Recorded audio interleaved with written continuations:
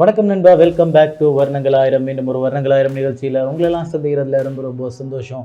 ஒவ்வொரு வாரமும் ஒவ்வொரு ஹேர் ஸ்டைலில் வந்துடுறாம்பா அப்படிங்கிற மாதிரி ஃபீலில் தானே இருக்குது.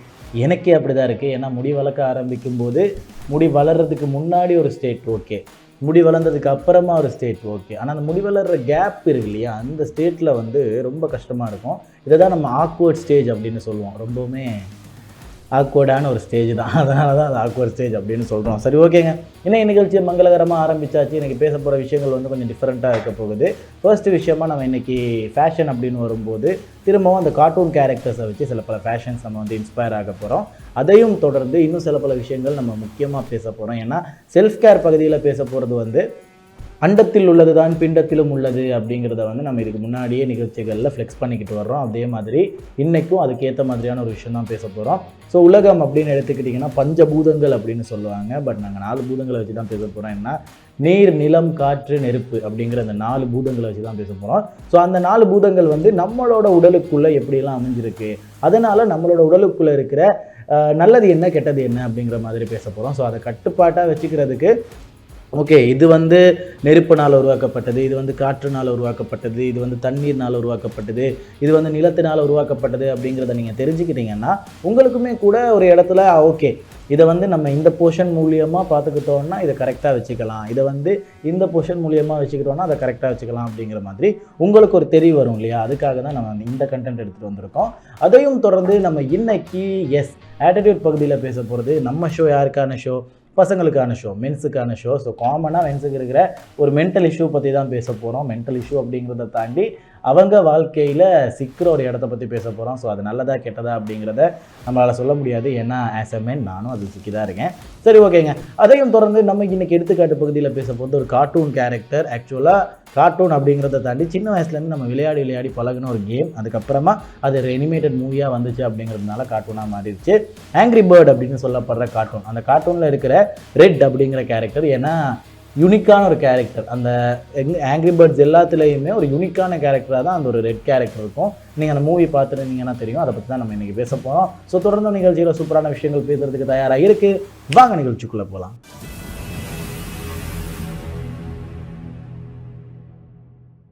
ஓகே சோல்ஜர்ஸ், நம்ம இன்றைக்கான நிகழ்ச்சியை மங்களகரமாக ஆரம்பித்தாச்சு. எனக்கு தெரிஞ்ச ஃபேஷன்லேருந்து ஆரம்பித்தோன்னா குறுகிய காலகட்டத்தில் ஃபேஷனை முடிச்சுட்டு பெருகிய காலகட்டம் வந்து நம்ம செல்ஃப் கேர் பகுதிக்கு எடுக்கலாம் அப்படின்னு நினைக்கிறோம். ஒரு 8 நிமிஷத்துக்குள்ளே நம்ம வந்து ஃபேஷனை முடிச்சிட்டோம்னா பெரிய விஷயம் தான். சரி, ஓகே. இன்றைய நிகழ்ச்சியில் நம்ம பேச போகிறது ஃபேஷனில் என்ன அப்படிங்கிறத நீங்கள் எதிர்பார்த்து காத்துக்கிட்டு இருப்பீங்க. அதுக்கு முன்னாடி அந்த சீல் அடிச்சிடலாமா? சக். எஸ், இந்த சீல் அடிச்சு உள்ளே வந்தாச்சுன்னா ஃபேஷன் பற்றி பேச போகிறோம் அப்படிங்கிறது உங்களுக்கு தெரியும். ஸோ இன்றைக்கி நம்ம ஃபேஷனில் பார்க்க போகிறது நம்ம இதுக்கு முன்னாடி ஒரு சீரீஸாக பார்த்துக்கிட்டு வர்ற கார்ட்டூன் கேரக்டர்ஸ், அப்படி இல்லைனா நம்ம டெய்லி லைஃப்பில் பார்க்குற சில பல கேரக்டர்ஸ் கிட்ட இருந்து ட்ரெஸ்ஸிங் இன்ஸ்பிரேஷன்ஸ் எடுத்துக்கிட்டு இருக்கோம். ஸோ அப்படி இருக்கும்போது 90s கிட்டுக்கு மட்டுமே தெரிஞ்ச சில பல கார்ட்டூன்ஸை நான் இன்றைக்கி வரிசையில் கொண்டு வந்திருக்கிறேன். ஸோ அந்த கார்ட்டூன்ஸையும் பார்த்து அதிலிருந்து சில பல இன்ஸ்பிரேஷன்ஸ் நம்ம எடுத்துக்க போகிறோம். அதில் ஃபர்ஸ்ட் கேரக்டராக இருக்கிறது ஜேக்ஸ் மேஜிக் ஸ்லேட். இவர் யாருன்னு நிறைய பேருக்கு தெரியாதா இருக்கும். இன்றைக்கி பார்க்குற குழந்தைங்களுக்கு இவர் யாருன்னு தெரிய வாய்ப்பே கிடையாது. 90s கிட்ஸ்லையுமே கூட ஒரு பாதி பேருக்கு தெரியாதா இருக்கும். ஏன்னா இந்த கார்ட்டூன் வந்து நிறைய பேருக்கு பிடிக்காதுங்க.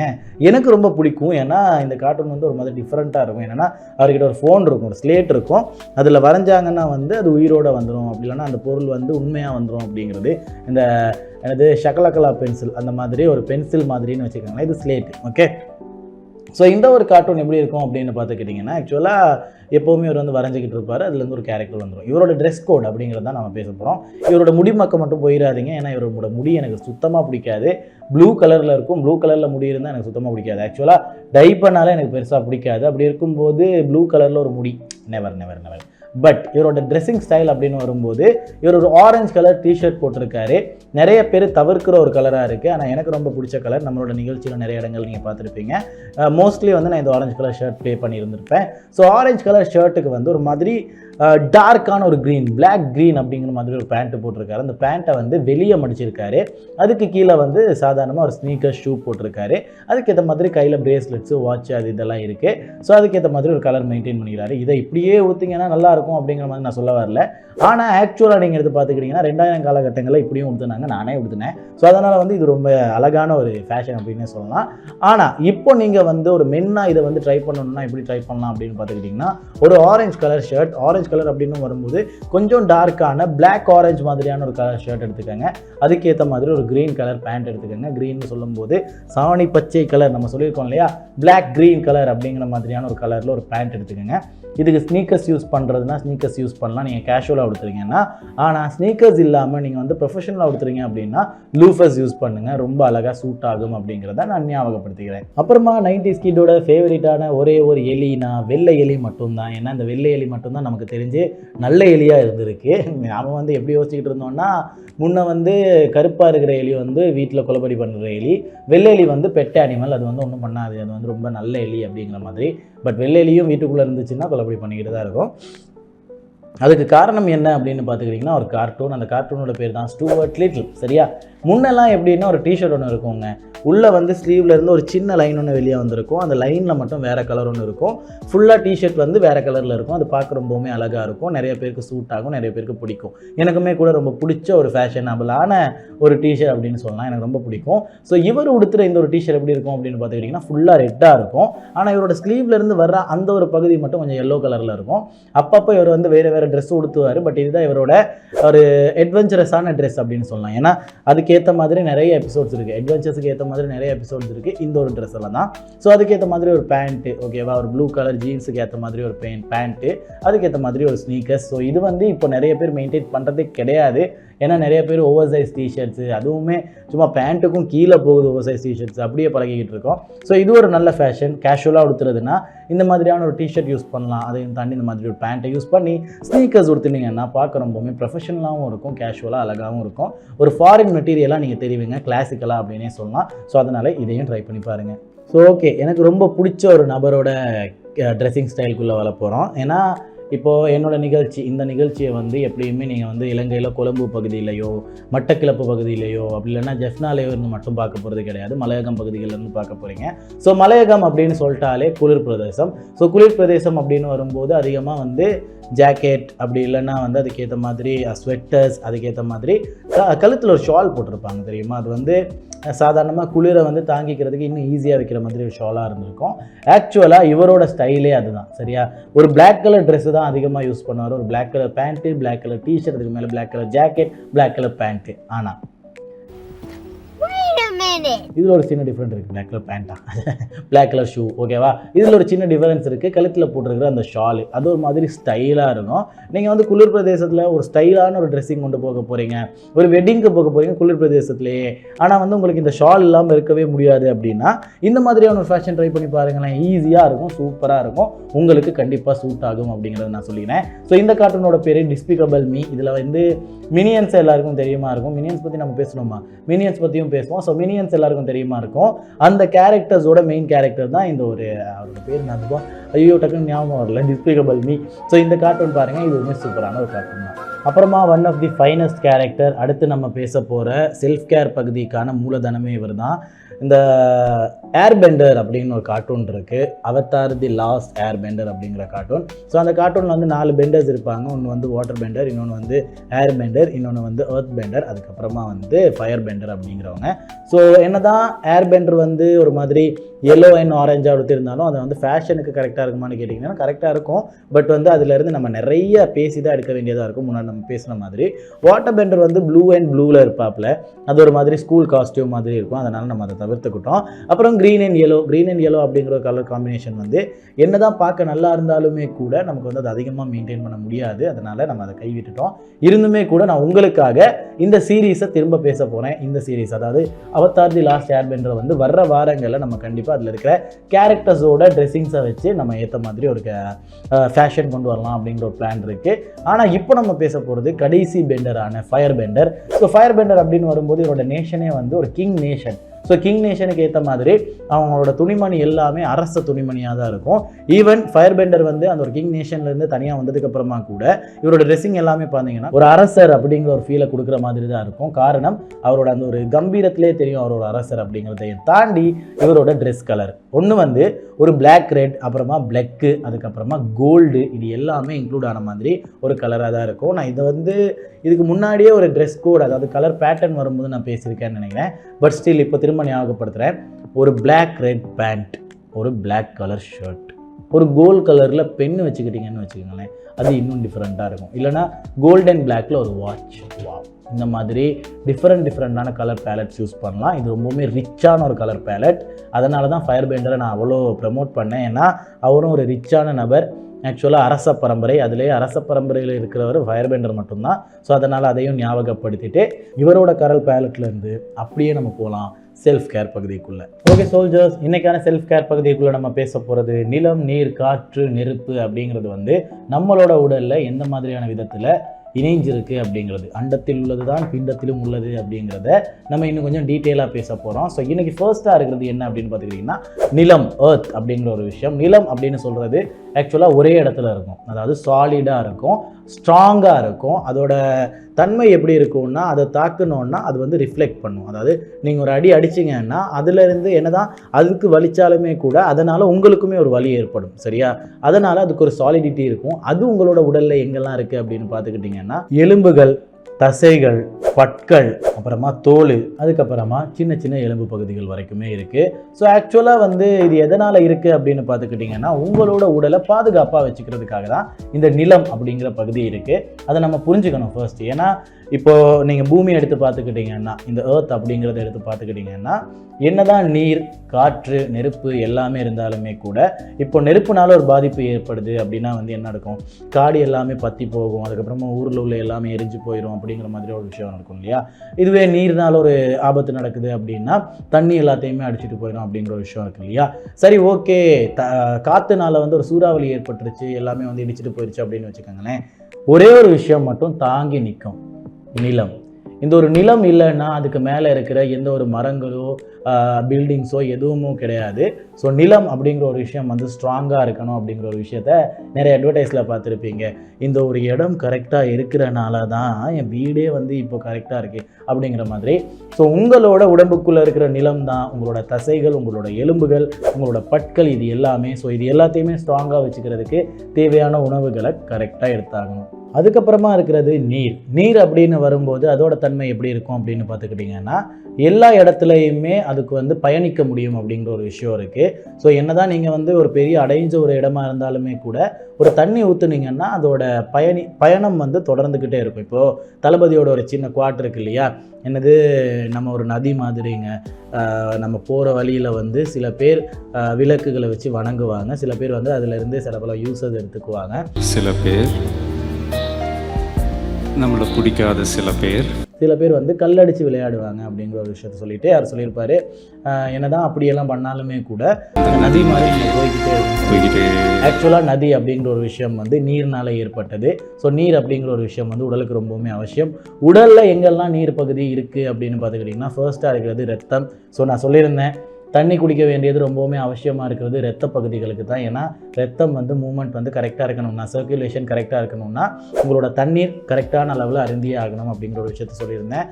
அதையும் தாண்டி உங்களோட உடம்புல வந்து உங்களோட ஃபர்டிலிட்டியை கரெக்டாக பாதுகாத்துறதுக்கு தேவையான சலைவா அப்படிங்கிற ஒரு விஷயம் இருக்குது. அதுக்கப்புறமா யூரின், அதாவது சிறுநீர். ஸோ சிறுநீர் வந்து உங்களோட உடலில் இருக்கிற எல்லா கழிவுகளையும் எடுத்துக்கிட்டு ஒரு தண்ணீர் மூலியமாக வெளியே கொண்டு போகுது, அது ஒரு நல்ல விஷயம்.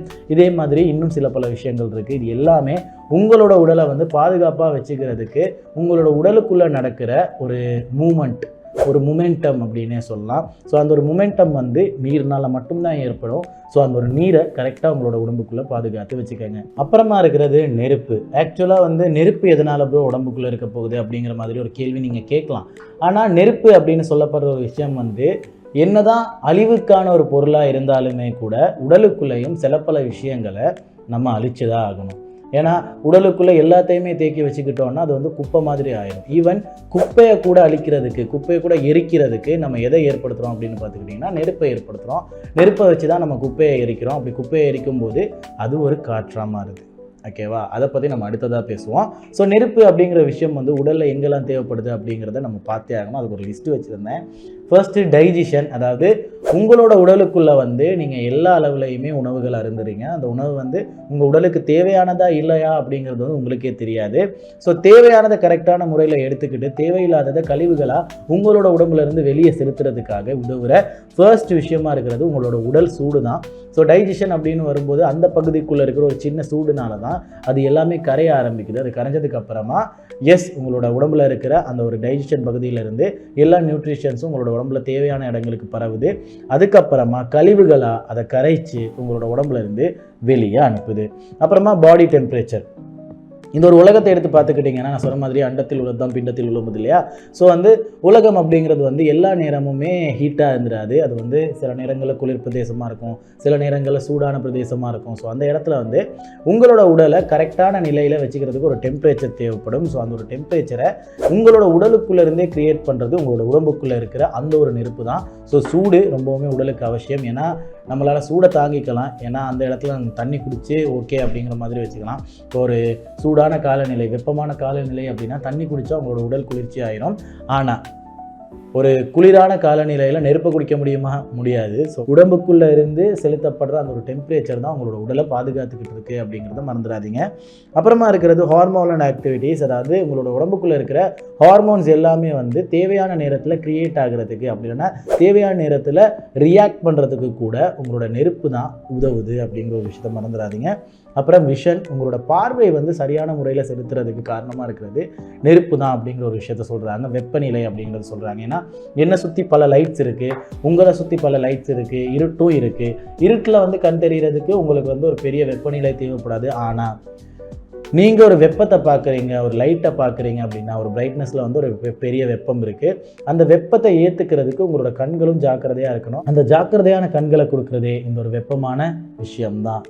அப்புறமா இருக்கிறது செல்லுலர் எனர்ஜி அப்படின்னு சொல்கிறாங்க. அதாவது உங்களோட உடலில் இருந்து இன்னொருத்தரோட உடலுக்கு நோய் போகாமல் இருக்கிறதுக்கோ ஈவன் நோய் போகிறதுக்கோ கூட வாய்ப்பாக இருக்கிறது இந்த நெருப்பு மூலியமாக தான். ஸோ நீர், நெருப்பு, காற்று அப்படின்னு வரும்போது நெருப்பு அப்படிங்கிற ஒரு விஷயம் வந்து உடலுக்கு அவசியம்தான். நீங்கள் வந்து நினச்சிக்கிட்டு இருக்கலாம் நெருப்பு அப்படிங்கிறதே வந்து அழிவுக்கானது, அதை நம்ம எதுக்காக உடலுக்குள்ளே வச்சுக்கிட்டு இருக்கணும், அதை வச்சுக்கிட்டு இருந்தோம்னா உடலுக்கு பாதிப்பு இல்லையா அப்படின்னு கேட்குறீங்கன்னா உடல்லையும் சில பல குப்பைகள் இருக்குது, அதையும் நம்ம எரிச்சு தான் ஆகணும். அதுக்கப்புறமா இருக்கிறது காற்று. ஆக்சுவலாக காற்று எந்த விதத்துலலாம் நமக்கு உதவுது அப்படிங்கிறத நான் வந்து ரொம்ப பேசி சொல்லி புரிய வச்சு தான் அவங்களுக்கு வந்து தீர்மானிக்கணும் அப்படிங்கிற ஒரு விஷயம் கிடையாது. ஏன்னா காற்று அப்படிங்கிற ஒரு விஷயம் வந்து மனிதனோட வாழ்க்கையில், நாளார்ந்த வாழ்க்கையில் ரொம்பவுமே அவசியம். ஃபர்ஸ்ட்டு விஷயம் நம்ம மூச்சு வாங்குறது. நம்ம வந்து சுவாசிக்கிறதே காற்றை தான். ஸோ அந்த ஒரு காற்றுனால தான் நம்மளோட இதயம் இயங்குது. ஸோ அந்த ஒரு இயக்கத்துக்கே நம்ம கொடுக்குற ஃபர்ஸ்ட் அழுத்தமாக இருக்கிறது காற்று தான். ஸோ அந்த ஒரு காற்று வந்து நம்மளோட உடலுக்கு ரொம்பவுமே அவசியமாக இருக்குது. அதையும் தொடர்ந்து இன்னும் சில பல விஷயங்கள் இருக்குது. ஃபர்ஸ்ட்டாக இருக்கிறது உங்களோட நரம்பு பகுதிகளில் வந்து ஒரு அழுத்தம் இருந்துக்கிட்டே இருக்கும். அந்த அழுத்தம் வந்து ஒரு துடிப்பாக இருந்துக்கிட்டே இருக்கும். எனது நாடி துடிப்பு இருக்கா அப்படிங்கிறத பார்ப்போம் இல்லையா, அது வந்து காற்று மூலியமாக தான் நடக்குது, ரத்தத்தையும் தாண்டி அப்படிங்கிறதுனால. அப்புறமா மசில் மூமெண்ட்ஸ், உங்களோட கை கால்னு நீங்கள் எல்லாத்தையும் அசைச்சாலுமே கூட உங்களோட தோலுக்குள்ளே இருக்கிற அந்த தசை வந்து அசைகிறதுக்கு உங்களோட தோலுக்கும் தசைக்கும் நடுவில் ஒரு காற்று அழுத்தம் இருக்கும். அந்த அழுத்தத்தினால தான் தசையும் தோலும் அதுக்கேற்ற மாதிரி இயங்குது அப்படிங்கிற ஒரு விஷயம் இருக்குது. அப்புறமா சர்க்குலேஷன் அப்படின்னு சொல்லப்படுறது என்ன அப்படின்னு பார்த்துக்கிட்டிங்கன்னா, உங்களோட உடலுக்குள்ள எல்லா பகுதியுமே கரெக்டான அளவில் அழுத்தம் செலுத்தி போகுதா அப்படிங்கிற ஒரு விஷயத்த கரெக்டாக சர்க்குலேட் பண்ணுறதுக்கு உங்களோட உடலுக்குள்ள சரியான அளவில் காற்று அமைஞ்சிருக்கணும். அப்புறமா தாட்ஸ் அப்படிங்கிறது வந்து செவி சாய்க்கிறதோ அப்படி இல்லைன்னா எண்ணங்கள் வர்றதோ வந்து சுற்றி இருக்கிற எனர்ஜினால தான் நமக்கு வருது. அப்புறம் பேசுகிறது அப்படிங்கிற ஒரு விஷயம் வந்து என்னதான் நம்ம வந்து பேசும்போது நமக்கு ஒரு வாய்ஸ் கேட்குது, காதில் தான் கேட்குது அப்படின்னு சொன்னாலுமே கூட இந்த ஒரு காற்று மூலியமாக தான் அந்த ஒரு வாய்ஸ் அப்படிங்கிற ஒரு விஷயம் வந்து எல்லா இடத்துக்கும் பரவுது அப்படிங்கிற ஒரு விஷயத்தை தெரிஞ்சுக்கணும். பைக்கில் போகிறப்போ முன்னாடி இருக்கிறவர் பேசுவார், சரியா, பின்னாடி இருக்கிறவருக்கு ஒன்றுமே புரியாது. ஏன் தெரியுமா?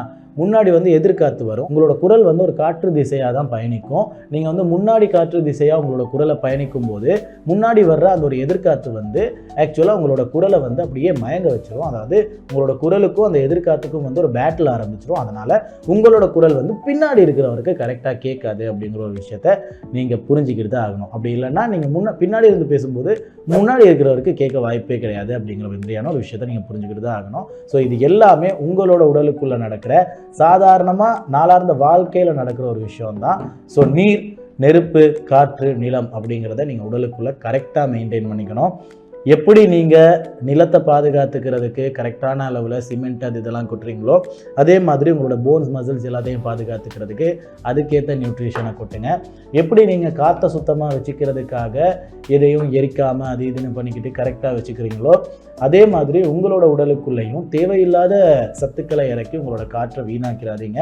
அப்புறமா என்னதான் நெருப்பு பல விதங்களில் அழிக்கிறதுக்கு உதவுனாலுமே அதை தேவையான இடங்களில் ஒரு தீபமாக யூஸ் பண்ணுறீங்களோ அதே மாதிரி உங்களோட உடலுக்குள்ளேயும் அது ஒரு தீபமாக காத்துக்கிட்டு இருக்கு. இன்னொரு முக்கியமான விஷயம், தண்ணீர் அப்படிங்கிற ஒரு விஷயம் எல்லாருக்கும் சமமானது அப்படிங்கிறத நம்ம புரிஞ்சுக்கிட்டு அதை கரெக்டாக க்ளீனாக வச்சுக்கிறோம் இல்லையா, சுத்தமாக வச்சுக்கிறோம் இல்லையா, அதே மாதிரி உங்களோட உடலுக்குள்ளேயும் சரியான அளவில் தண்ணீர் செலுத்தி அதை சுத்தமாக வச்சுக்கோங்க அப்படிங்கிறத ஞாபகப்படுத்திட்டு வாங்க போகலாம் இன்றைக்கான ஆட்டிடியூட் பகுதிக்குள்ளே. இன்றைக்கி நம்ம ஆட்டிடியூட் பகுதியில் பேச போகிறது ஒரு ஆணுக்கு இருக்கிற ஒரு பெரிய பிரச்சனை அப்படிங்கிறது தான் தேர்ந்தெடுக்கிறது அப்படிங்கிற ஒரு விஷயம். அதாவது தாட் ஆஃப் சாய்ஸ் அப்படின்னு சொல்லுவாங்க. இது பெண்களுக்கு அதிகமாக இருக்கும். ஏன்னா நீங்கள் இந்த ஷாப்பிங் மால்லாம் போனீங்கன்னா நிறைய பேர் இப்போ வரைக்குமே படங்களில் வரைக்குமே காட்டிக்கிட்டு இருக்கிற விஷயம்தான். பெண்களுக்கு அதிகமான அளவில் தேர்ந்தெடுக்கிறதுக்கான அந்த ஒரு திறமை அதிகமாக இருக்கும். காரணம் அவங்க எல்லாத்தையுமே தேர்ந்தெடுக்கிறத ரொம்ப யோசித்து கரெக்டாக பார்த்து குவாலிட்டிலாம் செக் பண்ணி அதுக்கப்புறமா எடுப்பாங்க. பட் ஆண்களுக்கு தேர்ந்தெடுங்க அப்படின்னு ஒரு விஷயத்த சொல்லிட்டிங்கன்னா குழம்பிடுவாங்க. அவங்களுக்கு ரொம்ப கஷ்டமாக இருக்கும். ஸோ இந்த மாதிரியான ஒரு மூமெண்ட்டில் ஆண்கள் எந்த ஒரு இடத்துல ரொம்பவுமே பாவப்படுறாங்க அப்படின்னு பார்த்துக்கிட்டிங்கன்னா குடும்பமாக பொண்டாட்டியா அப்படிங்கிற ஒரு போர்ஷனில். ஏன்னா தேர்ந்தெடுக்கிறது அப்படிங்கிற ஒரு சட்டையை தேர்ந்தெடுக்கிறதுனா ஓகே நம்ம ஒரு நாள் போட்டு அதுக்கப்புறமா அது அப்படியே போய்கிட்டு இருக்க போகுது. இதுவே ஒரு வண்டியை தேர்ந்தெடுக்கிறோன்னா ஓகே ஓட்டிக்கிட்டு தான் இருக்க போகிறோம். இதுவே ஒரு பொருளாக இருந்துச்சுன்னா ஓகே, உணவாக இருந்துச்சுன்னா ஓகே. பட் எல்லா இடத்துலையுமே உறவுகள் அப்படின்னு வரும்போது தான் ஒரு ஆண் ரொம்பவுமே பாவமாக உணர்றான். காரணம், உறவுகள் அப்படின்னு வரும்போது அவனால் இந்த ஒரு இடத்தையும் அப்படியே தட்டி கழிச்சிட முடியாது. அவனோட அம்மா அப்பா குடும்பம் எல்லாத்தையுமே தட்டி கழிச்சிட முடியாது. இன்னொரு பக்கம் பொண்டாட்டியையுமே கூட அவனுக்கு தட்டி கழிச்சிட முடியாது. ஏன்னா என்னதான் இதுவரைக்கும் இந்த ஒரு உறவு ரொம்பவுமே அழகாக நம்மளோட அமைஞ்சிருந்தாலும் இதுக்கப்புறமா நம்ம சாகிற வரைக்குமே இருக்க போகிற உறவாக இருக்கிறது அந்த ஒரு பொண்டாட்டி, லவ்வர், கேர்ள் ஃப்ரெண்ட் யாராக வேணா இருக்கலாம். ஸோ அந்த ஒரு இடத்துல ஒரு ஆண் ரொம்பவுமே கஷ்டப்படுவான் அப்படிங்கிற ஒரு விஷயம் இருக்குது. ஸோ இந்த இடத்துல ஒரு சொல்யூஷனாக என்ன கொடுக்குறது அப்படின்னு கேட்டுக்கிட்டிங்கன்னா எனக்கு தெரில. ஏன்னா ஒரு ஆண் அப்படின்னு வந்துட்டாலே அவன் இந்த ஒரு சூழ்நிலைக்குள்ளே ஒரு இடத்துல தள்ளப்படுவான். ஸோ தேர்ந்தெடுக்கிறது அப்படிங்கிற ஒரு விஷயம் ஒரு ஆணுக்கு என்ன தான் ரொம்பவுமே கஷ்டமான ஒரு விஷயமா இருந்தாலும் நம்மளோட நிகழ்ச்சியில் முடிஞ்ச வர துணிமணி, அப்புறம் உணவு, அப்புறம் ஒரு வண்டி வாகனம் அப்படின்னு வரும்போது இது எல்லாத்துக்கும் தேவையானதை நம்ம பேசுகிறோம். ஸோ இதை பார்த்து நீங்கள் தேர்ந்தெடுத்துக்கலாம்.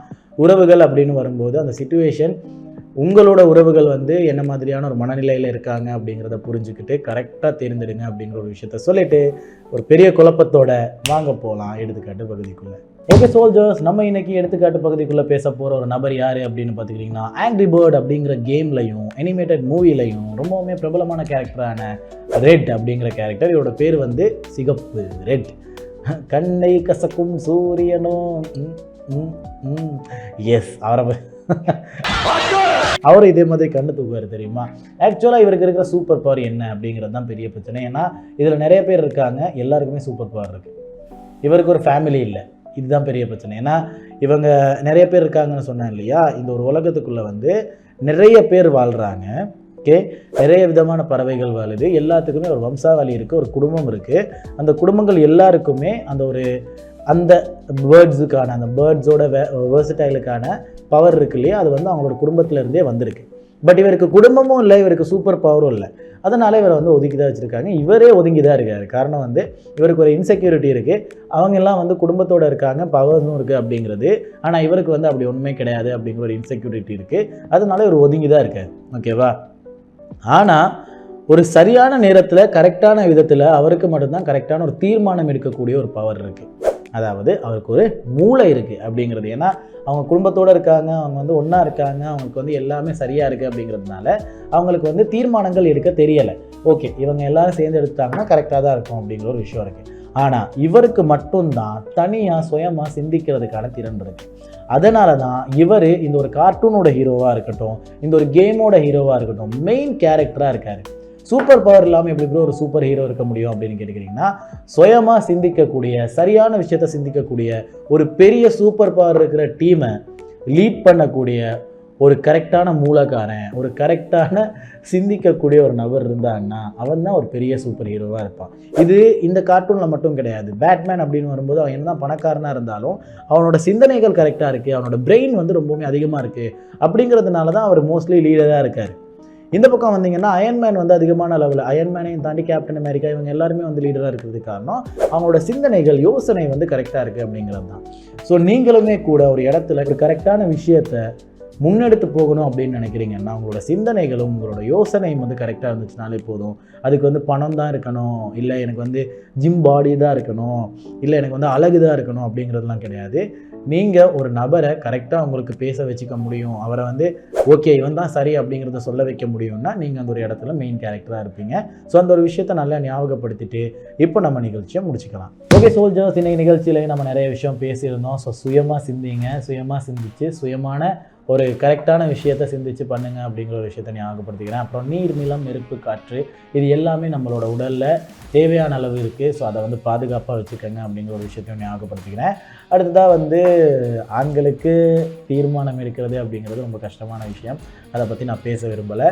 அப்புறம் வந்து கடைசியாக நம்ம ஃபர்ஸ்ட்டு பேசியிருந்தது கார்ட்டூன் கேரக்டர்ஸ், அதோட ட்ரெஸ் கோட்ஸ் பேசியிருந்தோம். வர்ற வாரம் நம்ம அவதார் தி லாஸ்ட் ஏர்பெண்டரில் இருக்கிற கேரக்டர்ஸோட ட்ரெஸ் கோட்ஸை வச்சு பேசுவோம் அப்படிங்கிறத ஞாபகப்படுத்திட்டு நான் இப்போ கிளம்புறேன். இன்னொரு நாள் வருவேன். அது வரைக்கும் உங்கள் இப்போ நான் உங்கள் சல்லு. போயிட்டு வாங்க. டாடா.